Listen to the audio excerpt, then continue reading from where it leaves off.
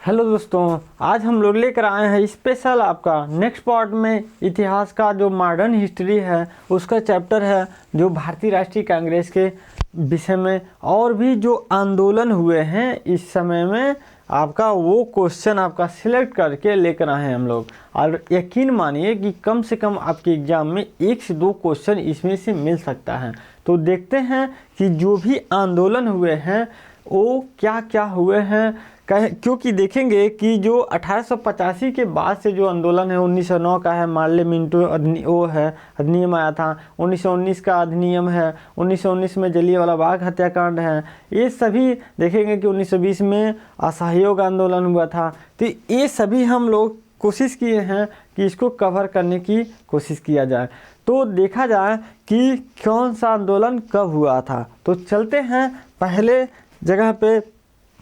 देखिए यहाँ पे देखेंगे कि भारतीय राष्ट्रीय कांग्रेस आंदोलन, इसकी जो आपको थोड़ी सी स्टोरी जानना है कि भारतीय राष्ट्रीय कांग्रेस है इसकी स्थापना क्यों किया गया था और किस लिए किया गया था, तो आपको ध्यान रखना है थोड़ा सा। देखिए भारतीय राष्ट्रीय कांग्रेस आपका जब 1885 में देखेंगे कि 28 दिसंबर आपका 1885 जब इसकी स्थापना किया गया था, उस समय उसके पहले अभी तक कोई ऐसा संगठन नहीं था कि जो पूरे भारत को एक साथ लेकर चल सके, एक समूह बना सके जो अंग्रेज़ों के खिलाफ लड़ने में, चाहे अंग्रेज़ों से डिमांड करने में, अंग्रेज़ों को खदेड़ने में कोई ऐसा संगठन नहीं था कि जो पूरे भारत को इंक्लूड कर सके, उसको ले सके। लेकिन बाद में जब भारतीय राष्ट्रीय कांग्रेस आ गया तो ये पहला ऐसा पार्टी था जो इस प्रकार की जो कमियां थी इसको दूर करने की कोशिश किया और पूरे भारत के लोग थे इसमें सम्मिलित हुए और इसको आपका देश आज़ादी करने में इसका महत्वपूर्ण योगदान हमें देखने को मिलता है। तो इसकी स्थापना क्यों किया गया था?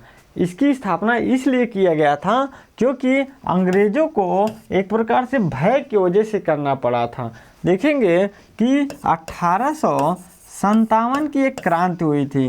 देखेंगे कि बैरकपुर में एक प्रकार से सैनिकों के द्वारा विद्रोह कर दिया गया था। उस विद्रोह की वजह से पूरे भारत में एक प्रकार से विद्रोह फैल गया था और आपका अंग्रेज़ों को बहुत ही ज़्यादा नुकसान सहना पड़ा था। इसको दबाने के लिए आपका 1858 तक एक प्रकार से प्रयास करना पड़ा था इस विद्रोह को दबाने के लिए।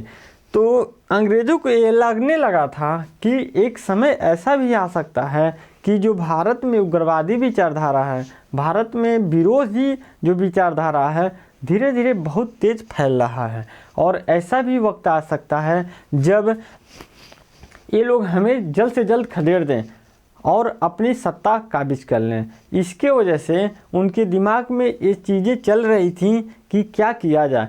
तो बाद में आपका जो यो ह्यूम नामक जो आपके अंग्रेज के रहने वाले एक रिटायर्ड अधिकारी, उन्होंने क्या किया, भारतीय राष्ट्रीय कांग्रेस की स्थापना कर दी।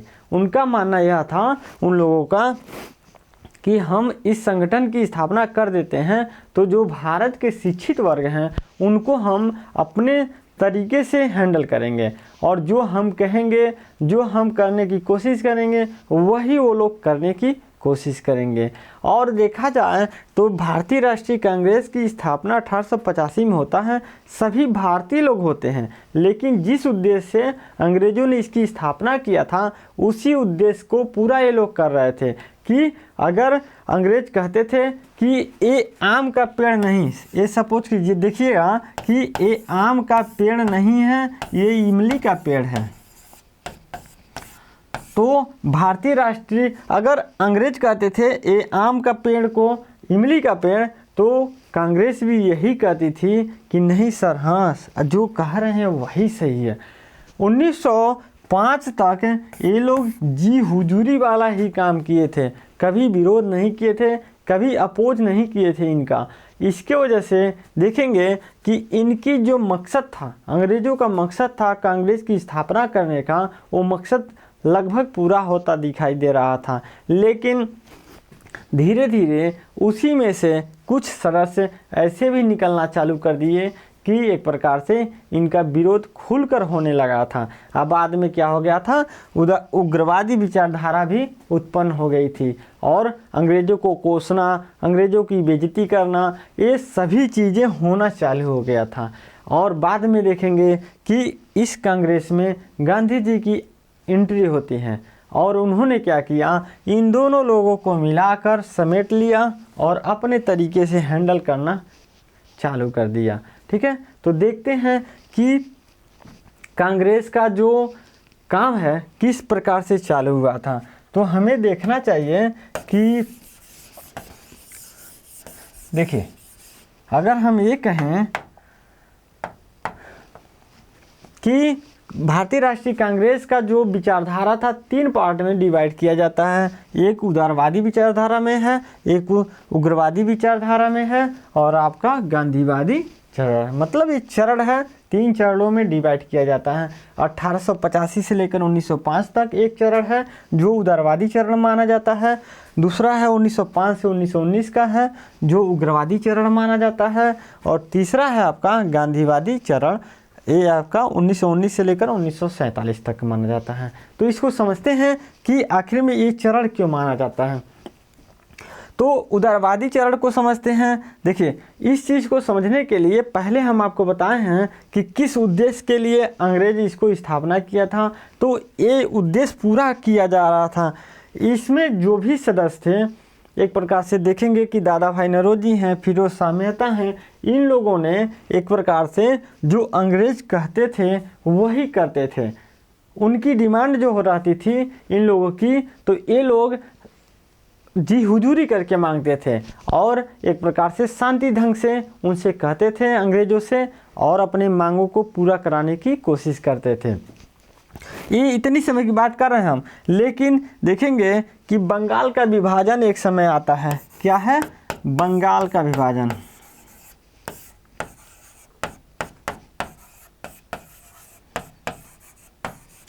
जब बंगाल का विभाजन हो जाता है तब जाकर कांग्रेस में जो उग्रवादी विचारधारा के लोग थे वो खुलकर बोलना चालू कर दिए थे। ये लोग खुलकर सामने आना चालू कर दिए थे। इसके वजह से देखेंगे कि अब उदारवादी चरण के लोग, उसमें से बीच में से उग्रवादी चरण के लोग भी आ चुके थे। तो 1905 में जब बंगाल का विभाजन हो जाता है, उसी समय के बाद एक प्रकार से कांग्रेस में भी एक प्रकार से फूट हो गया था और उग्रवादी चरण भी उत्पन्न हो गया था। उग्रवादी लोग भी आ गए थे जिनका नाम लाल बाल पाल के नाम से जाना जाता है। बाल गंगाधर तिलक, लाला लाजपत राय और बिपिन चंद्र पाल के नाम से जाना जाता है। और तीसरा चरण है 1919 से 1947 तक। देखेंगे कि आपका गांधी का जब 1915 में आगमन होता है, 9 जनवरी 1915 में इनका आगमन होता है और इन्होंने क्या किया, अपना आंदोलन चालू कर देता है। जो गांधी जी चालू करते हैं उसकी वजह से धीरे धीरे कांग्रेस में भी इंटर हो जाते हैं और 1919 में देखेंगे कि जो रॉलेट एक्ट आया था उसके विरोध में 1920 में जो असहयोग आंदोलन चालू किए थे गांधी जी, इसके वजह से कांग्रेस में इनका आधिपत्य बन जाता है। और धीरे धीरे देखेंगे एक समय ऐसा भी आता है कि गांधी का मतलब होता था भारतीय राष्ट्रीय कांग्रेस और भारतीय राष्ट्रीय कांग्रेस का मतलब होता है गांधी जी। ठीक है, तो चलते हैं इसको एक एक करके जानने की कोशिश करते हैं। तो देखिए, नेक्स्ट में है आपका उदारवादी नेता। कुछ जो नेता हैं, मुख्य नेता हैं, उनको पूछा जाता है, उनके विषय में पूछा जाता है। उनका नाम भी जान लीजिए कि कौन कौन उदारवादी लोग हैं, कौन कौन आपके उग्रवादी लोग हैं। तो आपको ध्यान रखना है, दादा भाई नौरोजी हैं, फिरोज शाह मेहता हैं, गोपाल कृष्ण गोखले हैं, एम.जी. रनाडे हैं। ठीक है, ये लोग उदारवादी लोग हैं। ये लोग जी हुजूरी करने वाले लोग थे जो अंग्रेज़ों से डिमांड करते थे और वो भी शालीनता तरीके से। लेकिन ये लोग जो लाला लाजपत राय थे, बाल गंगाधर तिलक थे, बिपिन चंद्र पाल थे, अरविंद घोष थे, ये लोग इसमें विश्वास नहीं रखते थे कि हम किसी से आपका रिक्वेस्ट करके मांगे, क्योंकि ये लोग हमारे देश में हैं। इनका मानना था कि ये लोग हमारे देश में आए हैं, हमारे देश को कब्जा किए हैं और ज़बरदस्ती यहाँ पर बैठे हुए हैं, तो हम क्यों मांगें?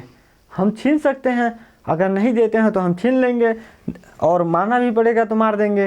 तो यही काम इनका एक प्रकार से देखा जाए तो इनका उग्रवादी विचारधारा था। और देखिए, यकीन मानिए कि हम भी इसी चीज़ को सपोर्ट करते हैं, क्योंकि ये लोग हमारे देश में आए थे और हमारे देश पे कब्जा किए थे, तो हम इनसे क्यों मांगें?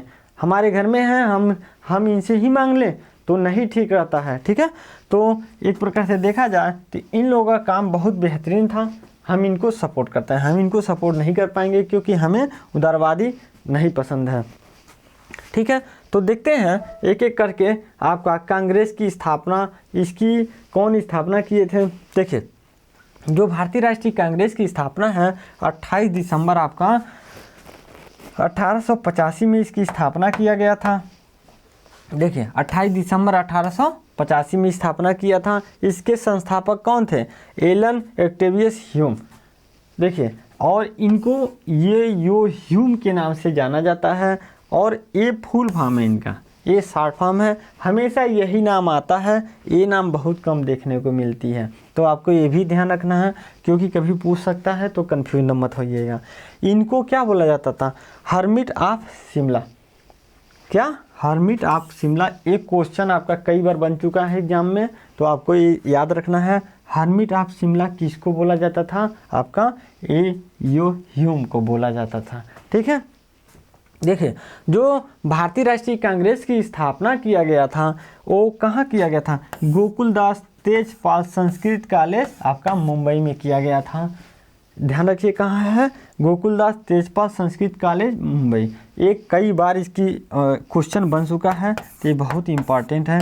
ये हर एक जो लाइन दिया हुआ है आपका सिलेक्टेड है, आपको ये भी ध्यान रखना है। ठीक है, और देखा जाए कि जब इसका स्थापना किया गया था स्टार्टिंग में, तो ये भारतीय राष्ट्रीय कांग्रेस नहीं था, ये क्या था? भारतीय राष्ट्रीय संघ था।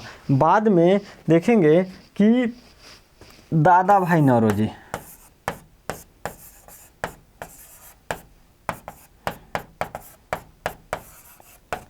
कौन?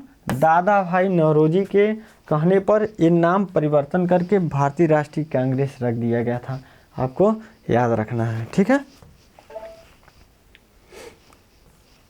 देखिए, अगर देखा जाए तो थोड़ा सा और इसके विषय में जान लीजिए। कुछ चीज़ें और पूछा जाता है आपका जो कांग्रेस के विषय में, कि जब प्रथम बार बैठक हुआ था तो कितने लोग शामिल थे? शामिल लोग देख लीजिए,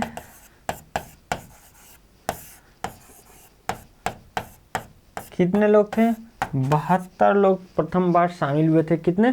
72 लोग प्रथम बार शामिल हुए थे इसमें, जब प्रथम बैठक हुआ था तब। और देखा जाए, देखिए, हाँ, इसकी प्रथम अध्यक्ष कौन थे? ये भी पूछा जाता है, प्रथम अध्यक्ष। तो आपको ध्यान रखना है, व्योमेश चंद्र बनर्जी। ठीक है, व्योमेश चंद्र बनर्जी, आपको ध्यान रखना है।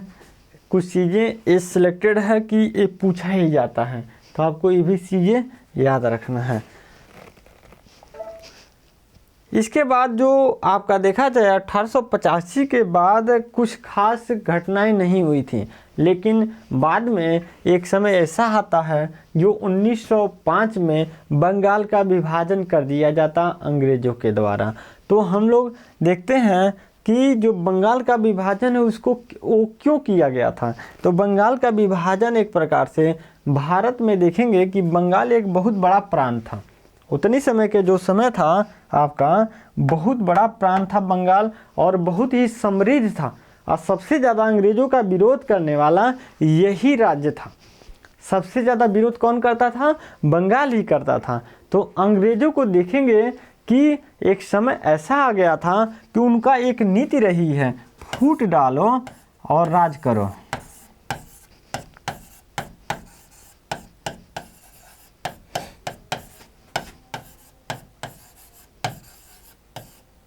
क्या नीति रही है? फूट डालो राज करो।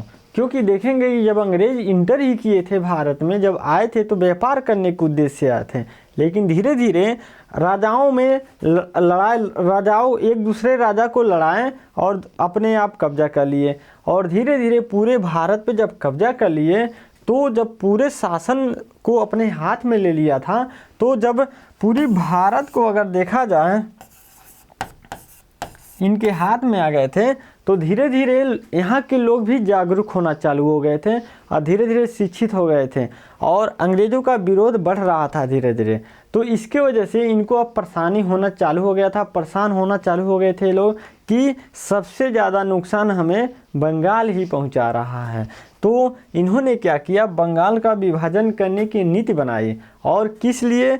क्योंकि उसमें देखेंगे कि जो एकता को खंडित करने के लिए, हिंदू मुस्लिम की विवाद खड़ा करने के लिए 1905 में ये विभाजन किए थे। और देखा जाए तो इस समय विभाजन करने के बाद इनकी सफल भी हुए थे। सफल इसलिए हुए थे कि 1905 में विभाजन किए हिंदू मुस्लिम को। एक प्रकार से देखा जाए जो पूर्वी बंगाल था एक प्रकार से वो मुस्लिम बहुल था, और जो और एरिया था आपका हिंदू बहुल था। तो कोशिश कर रहे थे कि किसी ना किसी को भड़का दिया जाए, और इसमें देखेंगे कि जो मुस्लिम बहुल क्षेत्र था उनको भड़काने में ये सफल हो गए। और भड़काने की वजह से देखेंगे कि मुस्लिम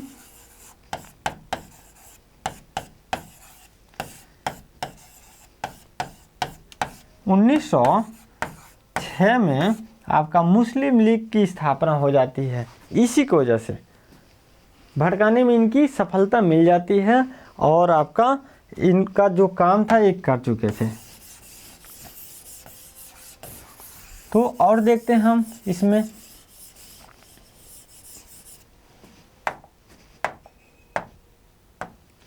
देखिए अगर देखा जाए तो इनका उद्देश्य देख लिया जाए, हिंदू और मुसलमानों की एकता को तोड़ना इनका मुख्य उद्देश्य था, पहले भी बता चुके हैं। और इस समय पूछा जाता है कि वायसराय कौन था, तो आपको ध्यान रखना है कौन है वायसराय, लॉर्ड कर्जन। इसके वायसराय कौन, लॉर्ड कर्जन। आपको अगर याद ना आए तो आपको याद रखना है कि जो कर्ज लेकर आपका बंगाल का विभाजन कर दिया, तो लॉर्ड कर्जन ने विभाजित कर दिया इसको। और निर्णय कब लिया गया था, 20 जून 1905 में इसका निर्णय लिया गया था। और इसमें कुछ आंदोलन भी चले थे। कौन कौन से आंदोलन, स्वदेशी आंदोलन आपका चला था। और देखिए इसमें ही कई प्रकार से डिमांड किए जा रहे थे इनके भारतीय राष्ट्रीय कांग्रेस के द्वारा। इसमें देखेंगे कि स्वदेशी था, स्वराज्य था, और देखेंगे कि बहिष्कार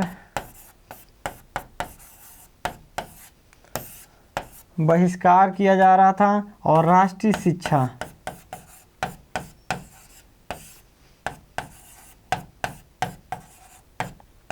ये 4 डिमांड आपका इसी से आता है, आपको ये भी ध्यान रखना है। बहिष्कार, इसी में विदेशी वस्तुओं का बहिष्कार की बात की जा रही थी, और स्वदेशी अपनाने की बात की जा रही थी। इसी आपका 1905 के आंदोलन में ही शुरू किया गया था। ठीक है, तो ये सब पूछा जाता है क्योंकि ये सभी चीज़ें पहली बार हुआ था। ठीक है, और देखते हैं नेक्स्ट में, देखिए इसकी लागू कब हुआ था। देखा जाए बंगाल विभाजन का जो प्रक्रिया थी लागू कब हुआ था, तो 16 अक्टूबर को लागू हो गया था। और इसी दिन आपका पूरे बंगाल में शोक दिवस मनाया गया था। ये भी पूछा जाता है, क्वेश्चन बनता है कि शोक दिवस किस प्रक्रिया के तहत लाई गई थी, शोक दिवस किस विरोध के तहत लाई गई थी। तो आपको याद रखना है कि बंगाल की विभाजन के विरोध में इस प्रक्रिया को लाई गई थी। और नारा दिया गया था क्या क्या, आपका वंदे मातरम, विभाजन नहीं चाहिए, बंगाल एक है। ठीक है, हर एक देखा जाए हर एक लाइन पे क्वेश्चन बन चुका है, बनने की भी आशा है, तो आपको याद रखना है। देखिए बंगाल जब इन विभाजन कर दिए तो उसके बाद कुछ समय बाद इनको कुछ रियलाइज हुआ, तो इसको रद्द करने की भी कोशिश किया गया था। लेकिन देखिए जिस उद्देश्य के लिए ये लोग बंगाल का विभाजन किए थे उसकी पूर्ति हो चुकी थी, तब इसको रद्द करना न करना कोई मतलब नहीं बनता था। तो इसको रद्द कब किया गया था? 1911 में। और देखेंगे एक काम और हुआ था 1911 में, आपका राजधानी को कोलकाता से दिल्ली लाई गई थी। पहले राजधानी कहाँ थी? कोलकाता में थी, बाद में इसको कहाँ रख दिया गया था? दिल्ली में कर दिया गया था। और दिल्ली दरबार इशू को कहते हैं। देखिए दिल्ली दरबार भी लगता है इसी समय, और इसी दिल्ली दरबार में आपको राजधानी को भी बदला गया था और आपका बंगाल विभाजन को भी रद्द किया गया था। ठीक है। और देखिए देखा जाए कि किसके शासनकाल में ये रद्द हुआ था, तो आपको लॉर्ड हार्डिंग द्वितीय। ठीक है। ये कब रहे थे? 1910 से 1916 तक रहे थे लॉर्ड हार्डिंग। पूछा भी जा सकता है आपको। ये आपका स्वदेशी मूवमेंट है, जो स्वदेशी आंदोलन चलाया गया था 1905 में, तो आपको ध्यान रखना है। देखा जाए कि इस समय एक और घटना हुई थी, वही जो आपका मुस्लिम लीग की स्थापना। आपको पहले भी बताए हैं कि बंगाल विभाजन का मुख्य उद्देश्य था हिंदू मुस्लिम में राइट कराना, हिंदू मुस्लिम को अलग अलग डिवाइड करना, और उनको एक प्रकार से अपनी जो चाल था उनका कामयाब भी हो गया था। और बाद में ही कुछ दिन के बाद आपका मुस्लिमों ने कांग्रेस से विरोध करना चालू कर दिया कि जो कांग्रेस है ये हिंदू की पार्टी है, हिंदू को ही माना जाता है और हमारा कोई महत्व नहीं समझा जाता है। इसकी वजह से आपका आगा खां के नेतृत्व में आपका मुस्लिम लीग की स्थापना किया गया था। इन्होंने क्या किया गया था, पूरी जो मुस्लिम को एकत्रित किए और मुस्लिम लीग की स्थापना किए, और बाद में क्या किए, अंग्रेज़ों के ईमानदार हो गए। ये कहे कि हम कांग्रेस का साथ नहीं देंगे, हम अंग्रेज़ों का साथ देंगे, अंग्रेज़ ही हमारे लिए कुछ कर सकते हैं। तो देखते हैं मुस्लिम की लीग की स्थापना कब हुई थी? 1906 में। और संस्था कब हुआ था, कहाँ हुआ था? ढाका में। 1906 में और ढाका में हुआ था। संस्थापक आगा खां और आपका सलीम उल्लाह खान। कौन कौन है आपको ये भी याद रखना है, कौन है? आगा खां है और सलीम उल्लाह खान है। ठीक है। देखिए प्रथम अध्यक्ष भी इसके कौन है? आगा खां ही हैं। उद्देश्य क्या था? ब्रिटिश सरकार के प्रति मुसलमानों का सम्मान बढ़ाना। देखिए ये एकदम ईमानदार हो गए, अंग्रेजों के प्रति ईमानदार हो गए और अपने देश के प्रति बेईमान हो गए, ये मान सकते हैं आप।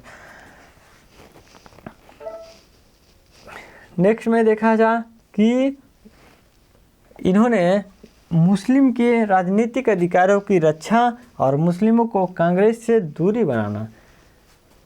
ठीक है।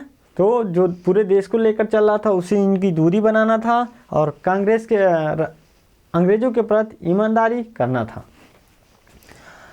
इनकी अधिवेशन कौन कौन से थे, थोड़ा ध्यान दीजिए इनकी अधिवेशन के विषय में। 1906 में, 1907 में, 1908 में कहाँ कहाँ हुआ था? ढाका में हुआ था, कराची में हुआ था और अमृतसर में हुआ था। ये पूछा जा सकता है आपका 1906 में कहाँ हुआ था? ढाका में। ढाका कहाँ है वर्तमान में? ढाका कहाँ है आपका? बांग्लादेश में है। ठीक है। 1907 में कराची मतलब पाकिस्तान में। ये आपका 1908 में कहाँ हुआ था? अमृतसर में। ठीक है। ये शब्द याद रखिए। और देखिए अमृतसर अधिवेशन 1908 में पृथक निर्वाचक मंडल की मांग की गई थी। इनकी जो आपका अधिवेशन हो रहा था ये भी आपका बहुत ही इम्पोर्टेंट होता है, पृथक निर्वाचक मंडल की डिमांड की गई थी। और बाद में देखेंगे मार्ले मिंटो सुधार अधिनियम 1909 में इस चीज़ को मान भी लिया था। ये आपका सबसे इम्पोर्टेंट होता है कि किस अधिवेशन में आपका सांप्रदायिक निर्वाचक पद्धति लाई गई थी। ये शब्द हमेशा पूछा जाता है, तो आपको ध्यान रखना है कब? 1909 में आपका इसको माना गया था। ये क्या अधिनियम था? मार्ले मिंटो सुधार अधिनियम 1909 का जो अधिनियम था उसी के तहत मान लिया गया था। आपको ध्यान रखना है। ठीक है।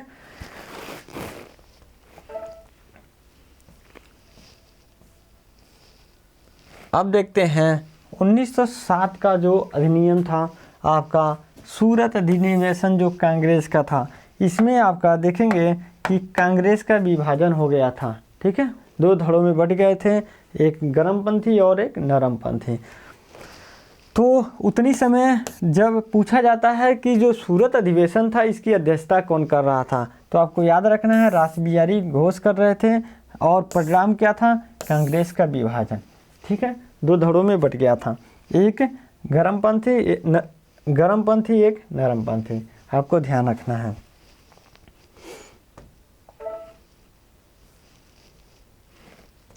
कौन कौन थे पहले भी बता दिया गया है, लाला लाजपत राय हैं, बाला गंगाधर तिलक हैं, बिपिन चंद्र पाल हैं, इसमें है दादा भाई नौरोजी है, फिरोज शाह मेहता है, आपका उमेश चंद्र बनर्जी।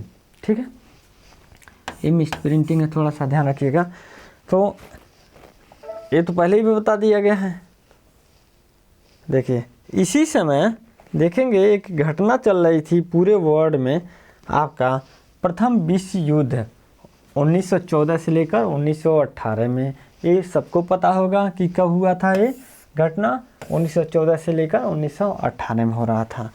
यूरोपीय शक्तियाँ दो भागों में बटे थे, एक आपका ध्रुवीय राष्ट्र थे, एक आपका देखिए एक देखा जाए ध्रुवीय राष्ट्र और एक था आपका मित्र राष्ट्र।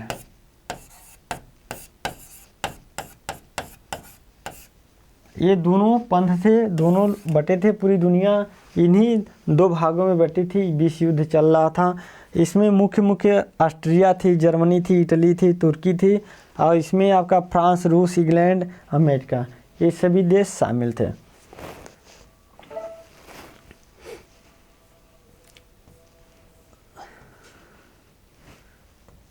देखिए राष्ट्रपिता महात्मा गांधी के विषय में भी कुछ जान लेते हैं कि इनका क्या योगदान रहा है, ये कब इंटर किए थे भारत में, ये क्या क्या मतलब कुछ किए थे। ठीक है, तो देखते हैं महात्मा गांधी के विषय में। गांधी जी 24 वर्ष की उम्र में 1893 को, देखिए कुछ चीज़ें इनकी बहुत ही इम्पोर्टेंट होती है, ये सभी चीज़ें पूछी जाती हैं, ये सबको भी पता है, तो आपको ये ध्यान रखना है क्या क्या चीज़ें हैं। 24 वर्ष की उम्र में 1893 को गुजराती व्यापारी दादा अब्दुल्ला की मुकदमा लड़ने के लिए दक्षिण अफ्रीका गए थे। तो आपको पता होना चाहिए कि इनकी पढ़ाई भी कहाँ हुआ था, दक्षिण अफ्रीका में भी हुआ था। इन्होंने बैरिस्टर की उपाधि प्राप्त की थी, ये आपका लॉ की डिग्री प्राप्त किए थे वहाँ से ही। तो इन्होंने किसके मुकदमा के लिए गया था, दादा अब्दुल्ला के। ठीक है, और देखा जा, देखिए 7 जून 1893 को जब उन्हें ट्रेन से प्रथम श्रेणी के डिब्बे में बैठने पर उतार दिया गया था। ये कहानी आपको सबको पता होगा कि ये आपका सफ़र कर रहे थे दक्षिण अफ्रीका में, लेकिन गोरों ने इनको उतार कर फेंक दिया था क्योंकि ये ब्लैक थे, इसकी वजह से इनको उतार दिया गया था, इनको हिट किया गया था। ठीक है, तो कहाँ किस स्टेशन पे था, आपका पीटर्सबर्ग में स्टेशन पे इनको फेंका गया था। ये चीज़ें कुछ इंपॉर्टेंट है, पूछा जाता है कि ये स्टेशन कौन था, जगह कौन था, तो आपको याद रखना है कि दक्षिण अफ्रीका था।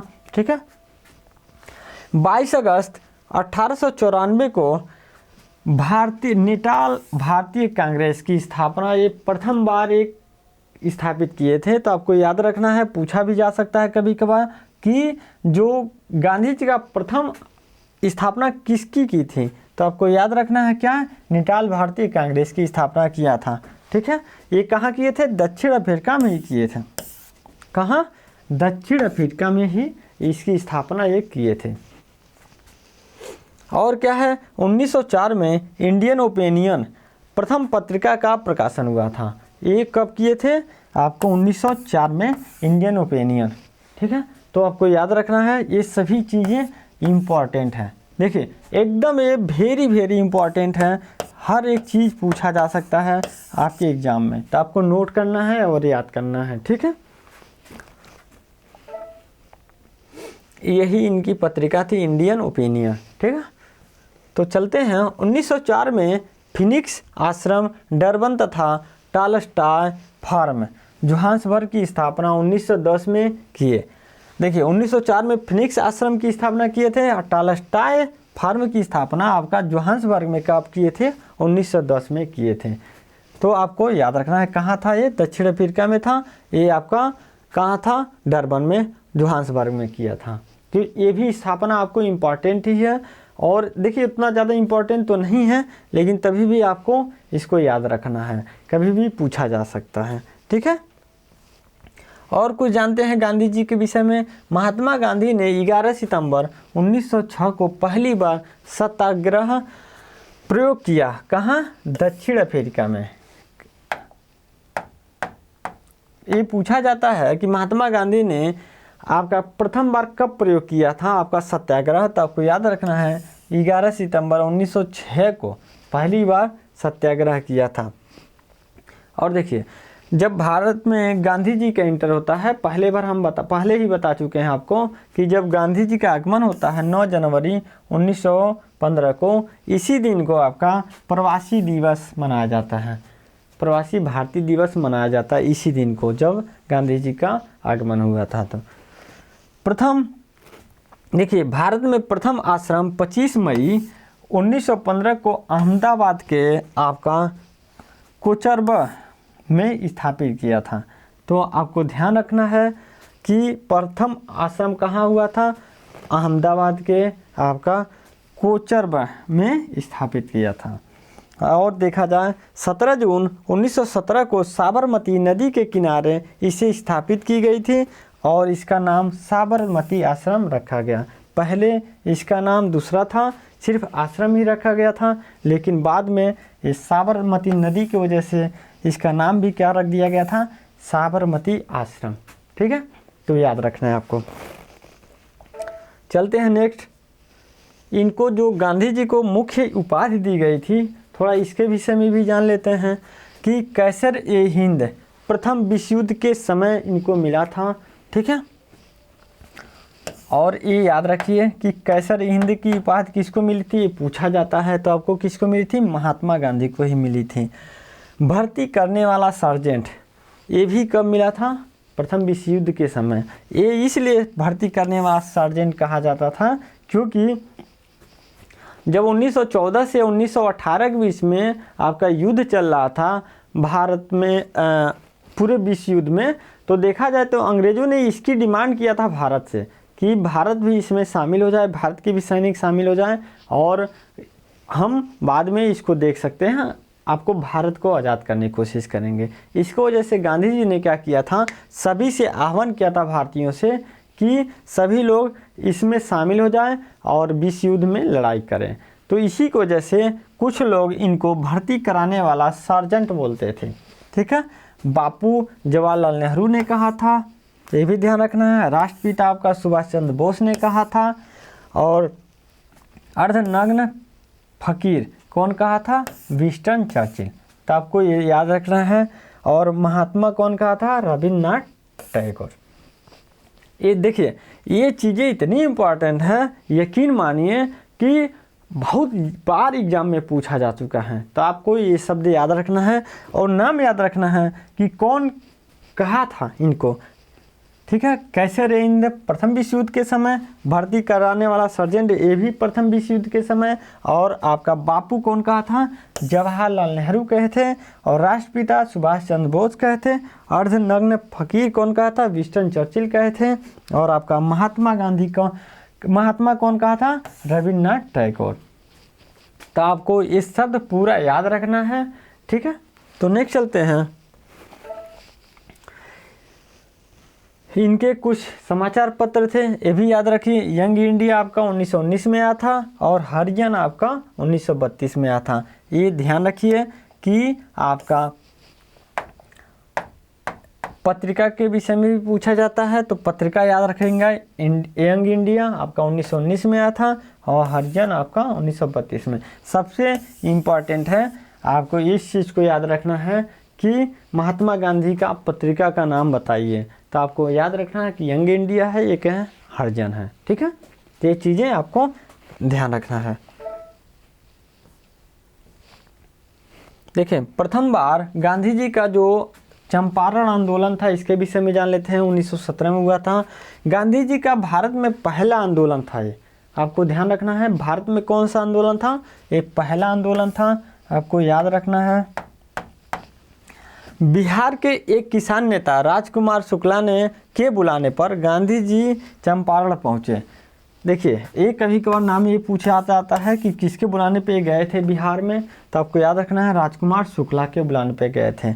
और देखिए, ये क्या था? अंग्रेजों द्वारा 3 कठिया नियम के से किसान बहुत परेशान थे। आपका गांधी जी ने इस नियम को खत्म किया। कौन से नियम से? 3 कठिया नियम से परेशान थे, और इसके वजह से आपका गांधी जी यहाँ पहुँचे थे और किसानों का सहयोग किए थे और विरोध करने में साथ दिए थे, और अंग्रेजों को मानना भी पड़ा था इस चीज़ को।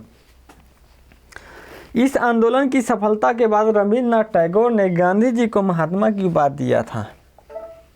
आपको याद रखना है। देखिए, पूछा जाता है कि महात्मा की जो उपाधि है कब मिला था, तो आपको याद रखना है कि जो बिहार में चंपारण आंदोलन किया गया था उसी समय रविन्द्रनाथ टैगोर ने इसको कहा था महात्मा की उपाधि दिया था। ठीक है, ये नील की खेती है, ये नील की खेती की वजह से ही ये गए थे वहाँ पे। पूछा भी जाता है कि नील की खेती के जो विरोध किया गया था कब किया गया था, तो आपको याद रखना 1917 में किया गया था। ठीक है, देखिए अब देखा जाए मिल मजदूर आंदोलन आपका 1918 में किया गया था। 1917 को अहमदाबाद में प्लेग फैल गया। ठीक है, क्या हुआ था? उतनी समय प्लेग फैला था, जिसके कारण मजदूरों ने अपने घर जाने लगे, और मजदूरों को रोकने के लिए मालिकों द्वारा वह बोनस 70% बोनस लालच दिया गया था। देखिए, क्या हुआ था कि इस आंदोलन में इस समय आपका बहुत ज़्यादा प्लेग फैला था, जिससे लोग मर रहे थे। इसके डर से जो यहाँ के मजदूर थे काम छोड़कर भागना चालू कर दिए, लेकिन आपका कंपनी के द्वारा लालच दिया गया कि मजदूर छोड़कर भाग कर न जाए घर। इसके वजह से क्या किए? 70% का लालच दिए कि हम आपको बोनस देंगे। और बाद में क्या किए? जब ये प्लेग खत्म हुआ है तो ये बोनस देना भी बंद कर देते हैं जब मजदूर आते हैं काम करने के लिए। इसी के विरोध में मजदूर खड़े हो जाते हैं कि हमें बोनस हमेशा मिलना चाहिए। इसी के विरोध में आपका मिल मजदूर आंदोलन बोला जाता है 1918 में, और गांधी जी ने इसी का विरोध किया था। बाद में आपको सक्सेस भी मिला था गांधी जी को। देखिए, 1918 में प्लेग समाप्त होने के बाद बोनस भी बंद हो गया। 18 में जब इसका समाप्त भी हुआ आपका प्लेग, तो ये भी बंद हो गया। बोनस की मांग कर रहे मिल मजदूर हड़ताल कर दिया। ठीक है, इसको यही प्रॉब्लम थी कि हड़ताल करने की वजह से अनसुईया बेन साराभाई ने गांधी जी को निमंत्रण भेजा। ठीक है, इसमें कौन भेजा था आपका? देखिए, नाम बहुत इंपॉर्टेंट है, नाम को याद रखिएगा। अनसुईया बेन साराभाई ने इनको बुलाया था इस आंदोलन के लिए, और गांधी जी ने इस आंदोलन में आपका पहली बार भूख हड़ताल किया था। याद रखेंगे, क्योंकि गांधी जी का हर एक मूवमेंट, हर एक काम आपका पूछा जाता है एग्जाम में। तो आपको याद रखना है कि 1918 के आपका मिल हड़ताल के समय भूख हड़ताल किए थे प्रथम बार, और अंत में गांधी जी और मालिक के बीच में 35% बोनस की बात बनी थी। ठीक है, कितना है आपका? 35% पे बन गई थी, और इसमें गांधी जी को सक्सेस मिला था। ठीक है, चलते हैं, यही आंसर है इनका। 1918 का जो है खेड़ा आंदोलन, ये भी जानते हैं क्या है। 1918 में सूखा के कारण फसल नष्ट हो गए थे। राजस्व के अनुसार उपज का 1/4, मतलब देखिए 1/4 होता है, इसको देना था किसानों को। राजस्व के अनुसार उपज का 1/4 भाग होने पर मतलब जो लगान था लगे थे, और जो किसान थे यहाँ के वो नहीं चाह रहे थे कि 1/4 दिया जाए, क्योंकि फसल नष्ट हो चुकी थी। और कहाँ से फसल का जो 1/4 भाग दिया जा सकता है? वो तो घर से देना पड़ेगा। घर में भी कुछ नहीं है। इसी को जैसे इस आंदोलन को किया गया था 1918 में। 22 मार्च 1918 को गांधी ने खेड़ा आंदोलन की घोषणा किया। कौन सा आंदोलन? खेड़ा आंदोलन आपका घोषणा किया गया था। गांधी जी के अनुसार किसानों ने अंग्रेजों को लगान देना बंद कर दिया था और बाद में जून 1918 को सरकार को झुकना पड़ा था। इसमें भी गांधी जी को क्या हुआ था? सफलता ही मिला था। आपको याद रखना है ये इसमें क्या इम्पोर्टेंट है, खेड़ा आंदोलन किस सन में हुआ था, तो आपको याद रखना है कि 1918 में। इसमें भी कौन भाग लिए थे? गांधी जी ने ही भाग लिया था, तो आपको याद रखना है। यही आपका आंदोलन था। तो वीडियो समाप्त होती है, बहुत बड़ी वीडियो हो जाएगा, इससे बढ़िया है कि यहीं पर रोक दिया जाता है। नेक्स्ट पार्ट आपका आएगा। और वीडियो अच्छी लगी हो तो लाइक करिए, सब्सक्राइब करिए और शेयर करना ना भूलिए। Thank you.